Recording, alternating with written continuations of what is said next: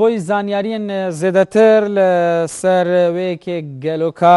جوینە پەرلەمانی عێراق دەستپێکریە یان نە ئەمە جارێکە دنڤەگەرنە بەغدا دەبچنە جەم ئومێد محەمەد بەرپرسێ ئۆفیسای نارتی لە باژارێ بەغدایە. ئومێد دووبارە سڵاو لێ تەبن جوینە پەرلەمانی دەستپێکر یان نە؟ بەڵێ شوان سڵاوە لێبێ دانیشتەکەی پەرلەمان دەست پێ کردو و تا ئێستاش بەردەوامە بە سەرۆکاتی سەلیم جبوری و ئامادەبوونی هەردوو جێگرەکەی لە بنای پەرلەمان لەسەر 5 بڕگا یاخود 5 پرۆژە یاسا کە زۆرینیان سەبارەت بە لیژنەی دارایی یاخود پرۆژە یاسای لیژنەی دارایین، بەڵام بەدەر لە دانیشتەکە شوان ئەمڕۆ پرسی خۆپشاندانەکەی مقتەدا سەدر کە خۆپشاندانێکی ملیۆنی بوو جومعەی ڕابردوو یاخود دوێنێ و جومعەی ڕابردووش بەمان شێوە بەڕێوە چوو لە شاری بەغدا سەرەتا لە ساحەی تەحریر بوو، دواتر نزیکەوە بوو لە دەرگای خەزراوە تا دوێنێ لە بەردەم دەرگای ناوچەی سەوز خۆپشاندانەکەیان کرد. ئەمڕۆ لایەنە سیاسەکان سەرجەمیان لەسەر ئەم بابەتە کۆک بوون کە مەترسیەکەی لەسەر ئەم بینایی کە منی تێدام بۆ پێی کە زۆر نزیک بوو دوێنێ خۆپشاندەران بێنە ناو بینای پەرلەمانەوە. زانیاری زیاتر لە کاردانەوەکانمان پێ بڵێ، ینی لەسەر ئەو خۆپشاندانانی دوێنێ چ کاردانەوەیەک؟ بەڵێ شوان لە ڕاستیدا کاردانەوەکانی خۆپشاندانەکان ئەنجامەکەی چەند کۆنگرێک بوو کە لێرەدا بەسرا و ئەمەوێش بڵێم یەکێک لە پرسەهارە گرنگەکان ئەمڕۆ لەناو پەرلەمان ڕوویدا، ئەویش تەشکیلکردنی هاوپەیمانێتێکی تازە بوو لەسەر جەم فراکسیۆنەکان، هاوپەیمانێتیە کە دەرچوون لە بڕیاری سەرۆک فراکسیۆنەکان بە ناوی ئینقازی عێراق واتە ڕزگارکردنی عێراق. ئەم هاوپەیمانێتیە بریتیە لە هەموو ئەو ئەندام پەرلەمانانەی کە بە حساب وەک خۆیان دەڵێن خەمخۆری عێراقن، دانوێ عێراق لەم گێژاوە دەربێنن و لە یاخود لە پەیمانی حزبەکانیان دەربچن، ئیتر بەرژەوەندی عێراق بخەنە پێش بەرژەوەندی حزبەکانیانەوە. ئەمەوێ بڵێم ئەو هاوپەیمانێتی تازەی کە لەم هۆڵەی منە کۆنگرێکیان بەست بە نزیکەی بە پێی وتەکانی مازنی بێ لە 84 ئەندام پێک هاتوون. لە ئێستادا ئەندامێکی پەرلەمانی عێراق لەلاتە دەوێت بەڵێ من ویستم بچمە لای ئەو بۆی زانیار زیاتر. بەڵێ ئەوش بەختیار شاوێز ئەندامی فراکسیۆنی یەکێتی لە پەرلەمانی عێراق. کاک بەختیار کاردانەوەکانی خۆپشاندانەکە ئەمڕۆ بە چڕی دیار بوو لە ناو پەرلەمان، هەموو ئەندام پەرلەمان ترسیان لێ نشت بوو کە مقتەدا سەدر دوێنێ هات بێتە ناو ئەم بینایی کە ئێمە ئێستێتیان. ئێوە چۆن ئەڕوان لەخۆ؟ بەڵێ زۆر سوپاس. من ئەمەوێت لە سەرەتادا بە بۆنەی ئەمڕۆ 5 ئازارە یادی ڕاپەڕینە مەزنەکەی بەهاری ساڵی 91 خەڵکی کوردستان کە لە دەواازەی ڕاپەڕین لە شاری ڕانیەوە دەستی پێکرد. لێرەوە سڵاو و ڕێز و پیرۆزبایی گەرم لە تەواوی خەڵکی کوردستان دەکەم و سەری ڕێز و نەوازشیش بۆ تێک ڕای شەهیدانی کوردستان و تێکۆشەرانی ڕێگەی ڕزگایی دەکەم. بەتاکیدە و خۆپشاندانانەی کە هەموو لایەکمان دوێنێ متابعەمان کرد و ئاگامان لێ بوو، یەکێک بوو لەو زەنگە مەترسیدارانەی کە ئاراستەی عەبادی کرا و من پێم وایە نەگەرەوە بەڵکو وەکو دوا بزمار وا بوودای لە تابوتی سیاسی عەبادی و تەسەورەکەم لە ئایندەیەکی نزیکدا دەرەنجامی ئەم خۆپیشاندانانە و ئەم گوشارە جەماوەریانە ئەوەی لێ بکەوێتەوە کە بەلانی کەمی و عەبادی و ئەم حکوومەتە بگۆڕێ، ئەگەر شتی تری لێ نەکەوێتەوە چکە خۆتان نەزانن دوێنێ نیشانی دا کە سەدر جددیە لەم مەسەلەیەدا و جەماوەریشی لەگەڵایە، یعنی توانی بەهۆی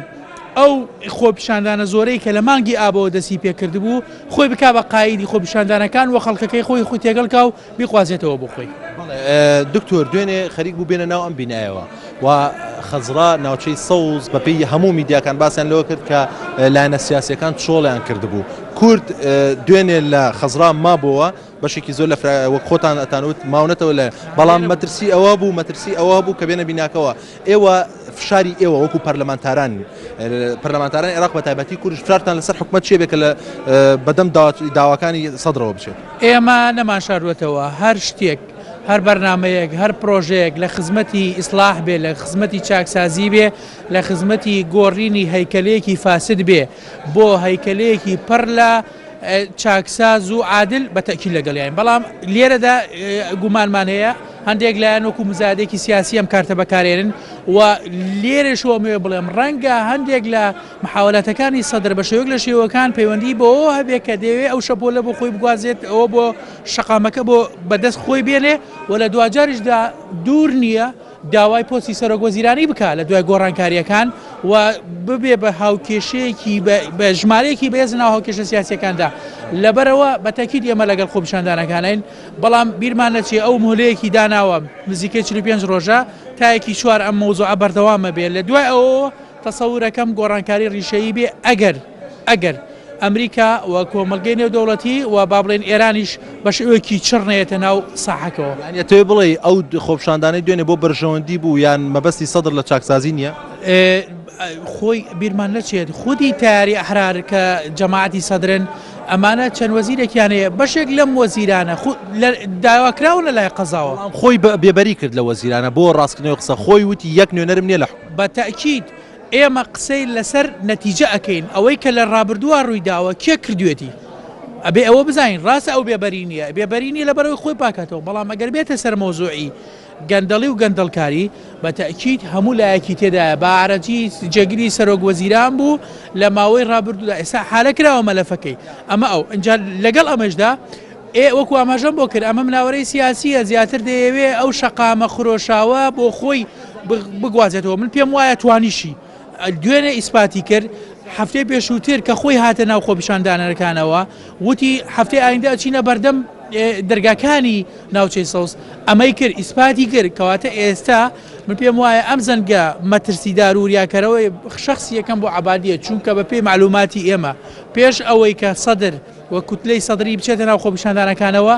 ڕێکەوتنێک هەبوو لە بینی عەبادی وانە بەڵام فەشەلی هێنا نەیان توانی لە یەکتری تێبگەن لە دوای ئەو تێکچوونی پەیوەندیانەوە ئێستا بە چڕی سەدر ئیش لەسەر ڕوخانی حکوومەتەکە ئێوە لەگەڵ سەدران بۆ ڕوخانی حکوومەتەکەی عەبادی یاخود پشتگیری لە حکوومەت دەکەن یاخود بەرەیەکن تەنها سەیرەکەن ئێمە نە سەیرەکەین نە لەگەڵ ڕوخانداین نە لە دوای کەس کەوتوین ئێمە دوای ئیسلاح کەوتوین فراکسیۆنە کوردستانیەکان فراکسیۆنی ئێمە بە تایبەتیەکی دوژمانی کوردستان هەل لە یەکەمی ڕۆژەوە 21 ئەندامین لەگەڵ هەر هەنگاوێکی چاکسازیان بەڵام ئەبێ لە چوارچێوەی دەستورا بێ ئەبێ مافەکانی خەڵکی کوردستان پێشێل نەکرێ نابێ لە قانون لابدا لە مەبدەئی تەوافق لابدا هەر شتێک لە دەستور لابدا ئێمە ڕەفزەکەین زۆر سپاس بۆ بەختیار شاوێ زۆر سپاس بۆ تۆ بەڵێ شوان من ئەندام پەرلەمانی کێشم لای ئەمەوێ بیدوێنم سەرۆکی فراکسیۆنی کۆمەڵ لە پەرلەمانی عێراق ئەگەر بیدوێنین سەبارەت بە خۆپیشاندانەکەی دوێنەی موقتەدا سەدر کاک ئەحمەد سوتفە لێرە بووی دوێنێ سەدر هاتە بەردەم ئەم بینایە ویستی بێتە ژوورەوە ئێوە چۆن ڕوان لەو خۆپیشاندان هەموو خۆپیشاندانێک لە دنیا دیارە مەسیجێک و نامەیەکی لە پشتەوەیە نامەکەی سەدر تا هەفتەی پێشوو بە وازح دەرەکەوت بەڵام لەم هەفتەیەدا جۆرێک لە غموزی تابوو چونکە ئەوەی لای ساسەی عراقی دروست بووە کە سەدر جارانی دیکەش ئەم خۆپیشاندانیان کردووە کۆتایەکەی بەوە هاتووە کە کۆمەڵێک امتیازات وەرگیراوە لە بری ئەوە بۆیە خوازیار بووم ئەو مەسیجە بە شێوەیەکی گونجاو بگاتە هەموو لایەنەکان لە بیدایەتە ئێمە وا تەسەورمانەکەم خۆپیشاندانانە بۆ پشتگیریە لە حکوومەتەکەی دکتۆر حەیدەر عەبادی کەم ڕەفزی گەندەڵی بکا کەم حاولەی چاکسازی بکە بەڵام تێگەیشتین ئەم خۆپیشاندانە دژ بە حەیدەر عەبادی و بە حکوومەتەکەی دێتەوە کە ئەمە ببوورە دوو ڕیسالەی جیاواز بوون لە ماوەی 2 هەفتەدا دراون بۆیە بە بڕوای من خۆپیشاندانەکان لە عێراق ماهیەتی خۆیان لە دەستە دەنەگەر بەو ئاقارە و بۆ ئیمتیازات بەدەستێنان بێت لەلایەن هێزە سیاسیەکانەوە بۆیە کاتێک نامەی خۆپیشاندەرێکە گاتە شوێنی خۆی کە ئەو نامەیە زۆر وازەح بێەوە بۆ خزمەتگوزاری بێ بۆ خەڵکەکەی وە لە بەرژەوەندی تەواوی گەلانی ئەو وڵاتە پێک بێن کاک ئەحمەد تۆ سەرۆکی فراکسیۆنی کۆمەڵی بێگومان لەگەڵ هەر 4 فراکسیۆنەکەی کووردا تاوتێ و توێژی ئەم خۆپیشانداندا کورد لەگەڵ مانەوەی عەبادیە پشتگیری عەبادی دەکات یاخود پشتگیری داواکانی سەدرەکات یاخود تەنها سەیرەکات ئێمە بڕیارێکی ئەوتۆمان نەداوە بڕیارێکی بەو شێوەمان نەداوە کەوا دژ لە حکوومەتەکەی عەبادی کار بکەین یا کار بۆەوە بکەین کەوا حکوومەتەکەی دکتۆر عەبادی هەڵوەشێنرێتەوە و بەو ئاراستەش کارمان نەکردووە کە لەگەڵ بەڕێز موقتەدا سەدر بین ئێمە لەگەڵ بەرژەوەندی گەلانی عراقین لە ناو گەلانی عراقا هەرێمی کوردستان و گەلی کورد لە ناو ئەو بابەتە بۆیە هەر خۆپیشاندانێک بە بەرژەوەندی خەڵک بێ ئێمە لەگەڵین و هەر چاکسازێک لە حکوومەتەوە بکرێ ئێمە لەگەڵینی بە بەرژەوەندی خەڵکی ئەو وڵاتە کۆتایی بێت. ئێستا فشاری ئێوە دوای ئەوەی کا دوێنێ مقتەدا سەدر هاتە بەردەم دەرگای ناوچەی سەوز و هەڕشەی ئەوەشی کرد کە لە توانای بێتە ناو ناوچەی سەوز و ئەم بینایە بگرێت. دوای ئەمە ئێوە فشارتان چی ئەبێ لەسەر حکوومەت بۆی چاکسازەکان بکات یاخود لەگەڵ مقتەدا سەدر بگاتە ڕێکەوتنەوە خۆتەڵی مقتەدا سەدر پێشتر بە امتیازات دەستی لە خوبشاندانەکان بەردا. هاتنە ناوچەی سەوز من بە دووری ئەزانم چونکە ڕاستە هەموو دەوڵەتێک سیادەی هەیە بەڵام منطقەی ناوچەی سەوزی جۆرێک لە سیادەی هەیە چونکە هەموو سەفاراتی وڵاتە ئەجنەبیەکان لە ناو منطقەی سەوزایە و حکوومەت لە ناو منطقەی سەوزایە بۆیە بە دووری ئەزانم ڕێگە بدرێت هیچ خۆپیشاندانێک بێتە ناو منطقەی سەدر هاتنە ناوچەی سەوز لەلایەن خۆپیشاندەران و واتە کۆتایی حکوومەت و هەموو مؤسساتی تەشریعی و تەنفیزی و قەزایی بۆیە ئەوە بە دوور ئەزانم بەڵام فشاری ئێمە هەمیشە بەردەوامە بۆ ئەوەی حکوومەتی حەیدەر عەبادی ئەو چاکسازیەی کە داویەتی لە ڕاستیە حەیدەر عەبادی خۆشی وازەح نییە لە چاکسازیەکانی ئایا چاکسازیەکی ڕیشەی و گشتگیرەوێ یا چاکسازیەکی جوزئیەوێ بە بڕای من حەیدەر عەبادی خۆشی تا ئێستا وازەح نییە لە چاکسازیەکەیە چونکە ئەو لەوانەیە گیری خواردووە دەست هەندێک وەزیر و وەزارەتەکانەوە بەڵام بیانووی لە هەموو وەزارەتەکان بۆ دروست بووە بۆیە حەیدەر عەبادیش خۆی وازەح نییە لەو ڕیسالەی کە ئێوێ بیگەێنێ بە گەلانی عێراق. پرسیارەکەم دووبارە ئەەکەمەوە ئێوە تۆ سەرۆکی فراکسیۆنی لەگەڵ هەر 5 فراکسیۆنەکەدا ڕاوێشتان کردووە کورد لەم پرسەدا یەک دەنگە؟ کورد تا ئێستا لەم پرسەدا یەک دەنگە و لە سەرجەم کۆبوونەوەکانی پێشووتری شاوی لەگەڵ لای سەر کۆمار کراوە یەک دەنگ بووین و من پێشتر کۆبوونەوەمان لەگەڵ فراکسیۆنەکانی دیکە کردووە هەمومان یەک دەنگ نین لەسەر چاکسازی لە عێراقا و گەیاندنی نامەی هەرێمی کوردستان یەک دەنگین تا ئێستا ڕەغم ئەوەی تا ئێستا ئێمە ئیتلافێکی موحەدمان نییە بەڵام یەک دەنگین بۆ داواکاریەکانی خەڵکی کوردستان. ئەمەوێ پرسیارێکت لێ بکەم دوور لەم بابەتە چکە گرنگە بەڕاستی خەڵکێکی زۆر چاوەڕێیەکە تۆ لیژنەی داراییت ناچارم لێ بکەم پارەی جوتیاران چی لێ بەسەرات وا بڕایە هەفتەی داهاتوو بدرێت. پارەی جوتیاران نامەیەکمان ئاراستەی وەزیری بازرگانی کرد جوابی داوینەتەوە کە 6 ملیار بۆ دهۆک و 8 ملیار بۆ هەولێر و 6 ملیار بۆ سلێمانی و 3 ملیار و 300 میلیۆن بۆ کەرکووک بەردەوام ببین لە فشارکردن لەسەر وەزیری تیجارە و حکوومەتەکەی دکتۆر حەیدەر عەبادی بۆ دابینکردنی تەواوی ئەو پارانەی کەوا